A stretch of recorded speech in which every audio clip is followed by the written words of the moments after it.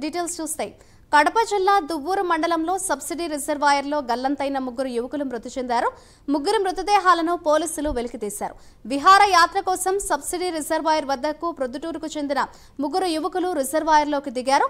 అయితే ప్రమాదవశాత్తు రిజర్వాయర్లో మునిగిపోయి గల్లంతయ్యారు. విషయం తెలుసుకున్న పోలీసులు, రెవెన్యూ అధికారులు గల్లంతైన ముగ్గురు యువకుల కోసం ముమ్మరంగా గాలించగా చివరకు గజ ఈతగాళ్లు ముగ్గురి మృతదేహాలను వెలికితీశారు. రిజర్వాయర్లో ప్రమాదవశాత్తు మునిగి ముగ్గురు యువకులు చనిపోవడంతో వారి కుటుంబ సభ్యులు బోర్న విలపిస్తున్నారు.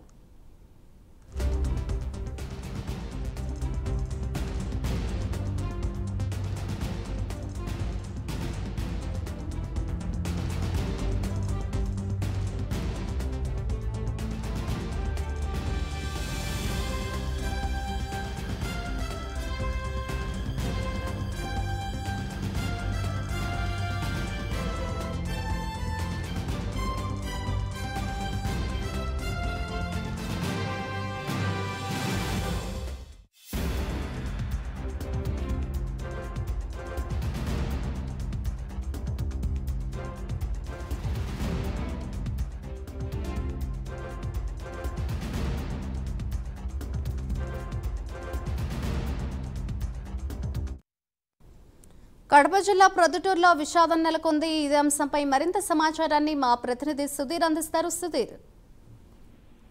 Thank you Madhuri. ముఖ్యంగా చూసుకుంటే గనక ఏదైతే దువ్వూరు మండల పరిధిలో ఉన్నటువంటి తెలపాయసపల్లె సమీపంలో ఉన్నటువంటి తెలుగంగా ప్రాజెక్ట్ అంతర్భాగమైనటువంటి సబ్సిడీ రిజర్వాయర్ లో ఇవాళ దాదాపుగా ముగ్గురు యువకులు కూడా ఈతకు వెళ్లి ముగ్గురు కూడా దుర్మరణం చర్యని చెప్పుకోవచ్చు. అయితే ముఖ్యంగా చూసుకుంటే గనక ఏదైతే ముగ్గురు యువకులు ఎవరున్నారో వాళ్ళందరూ కూడా ఏదైతే ప్రొద్దుటూరు పట్టణానికి చెందిన వ్యక్తులుగా గుర్తించడం జరిగింది. అయితే ముఖ్యంగా చూసుకుంటే ఎస్కే ముదాఫిర్ ఒకరు, అలాగే పఠాన్ రహంతుల్లా అనే మరొకరు, అలాగే వేంపల్లి సాహిద్ అనే ముగ్గురు యువకులు కూడా దాదాపుగా తమ తల్లిదండ్రులు చెప్తున్న ఆధారాల ప్రకారం నిన్నటి దినం అనగా నిన్న మధ్యాహ్నం ఇంట్లో కూడా వాళ్ళందరూ కూడా పూర్తి స్థాయిలో కూడా మేము బయటికి వెళ్తున్నామని చెప్పి వాళ్ళు వెళ్ళి ఏదైతే దువ్వూరు మండలం ఉన్నటువంటి తెలుగంగ ప్రాజెక్టు వద్దకు రావడం జరిగింది. అయితే వీళ్ళు ఒకరి తర్వాత ఒకరు కూడా ఈత ఆడేందుకు కూడా ఆ ప్రాజెక్టుకి దిగడం జరిగింది. అయితే పూర్తి స్థాయిలో కూడా ఈ ముగ్గురికి ఈత రాక కూడా వీళ్ళందరూ కూడా ముగ్గురు ఆ ప్రాజెక్ట్ లో పూర్తి స్థాయిలో కూడా మునిగి చనిపోయారని చెప్పుకోవచ్చు. అయితే ఉదయం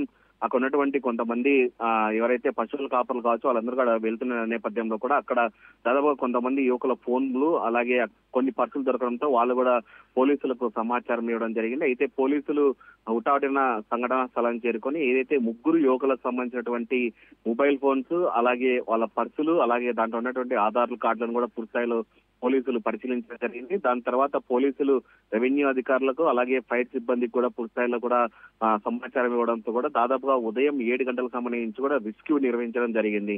అయితే దాదాపుగా 3-4 గంటల పాటు కూడా రెస్క్యూ అధికారులు అలాగే మొత్తంగా గజీతగాలను దింపి ఏదైతే ముగ్గురు యువకుల శవాలు ఉన్నాయో వాళ్ళ వెతుకులాట అయితే కనుక ప్రారంభించడం జరిగింది. దాదాపుగా 4.5 గంట తర్వాత కూడా రెస్క్యూ టీమ్ కి దాదాపుగా ఒక బాడీ అయితే దొరకడం జరిగింది. దాని తదనంతరం కూడా అర్ధగంట టైంలో కూడా పూర్తి స్థాయిలో 2 బాడీలు కూడా దొరకడం జరిగింది. అయితే ముఖ్యంగా చూసుకుంటే గనక 3 డెడ్ బాడీలు అయితే కనుక గజీతగాళ్ళు పూర్తి స్థాయిలో కూడా బయటికి తీయడం జరిగింది. మరో పక్క చూసుకుంటే గనక ఏదైతే మైదుకూరు డిఎస్పీ కూడా మాట్లాడడం జరిగింది. అయితే గజేతగాళ్ళని దింపి దాదాపు ముగ్గురు బాడీలను కూడా ఇప్పటికే వెలికి తీయడం జరిగింది. ఇవి పూర్తి స్థాయిలో కూడా ప్రొద్దుటూరు ఏదైతే గవర్నమెంట్ హాస్పిటల్ ఉందో దానికి పోస్ట్ మార్టం నిమిత్తం పంపిస్తాం. అక్కడి నుంచి దాని తర్వాత కూడా కుటుంబ సభ్యులకైతే కనుక మృతదేహాలు ఇవ్వడం జరుగుతుందని చెప్తున్నారు. అయితే ముఖ్యంగా కేవలం అయితే కనుక ఈ యువకుల విహారయాత్ర కోసం పూర్తి స్థాయిలో ఇక్కడికి వచ్చి అలాగే అక్కడ ఉన్నటువంటి ప్రాంతంలో చేపలు పట్టేందుకు దిగి అక్కడ కొద్దిసేపు సరదాగా ఈత ఆడుతున్న నేపథ్యంలో కూడా ముగ్గురు యువకులు కూడా మునిగి ఈత రాకపోయిన నేపథ్యంలో కూడా ముగ్గురు యువకులు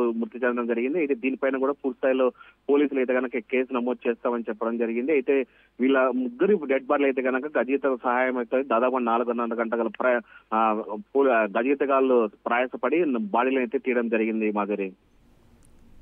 రైట్, థ్యాంక్ యూ సుధీర్.